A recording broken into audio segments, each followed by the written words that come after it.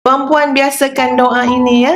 Rabbana atina min ladunka rahmah wa hayyi' lana min amrina rasyada. Wahai Allah, wahai Tuhan kami,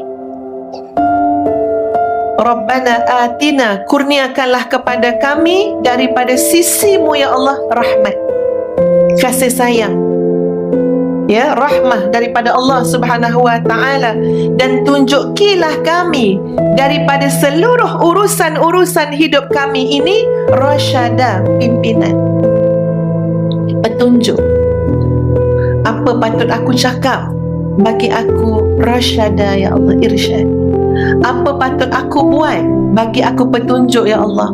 Apa patut aku fikir, bagi aku petunjuk ya Allah. Apa patut aku rasa, bagi aku petunjuk ya Allah. Apa patut aku respon, bagi aku petunjuk ya Allah.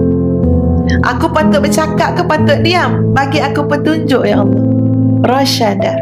Sebab itu usah percaya sahabat-sahabat sekalian, kalau orang faham sangat ya betapa besarnya makna doa ini, dia boleh berdoa dengan doa ini sehingga menitiskan air mata. Walaupun doa dia pendek je, tapi dia tahu kesan doa ini. Dia tahu keberhajatan dia terhadap doa yang seumpama ini.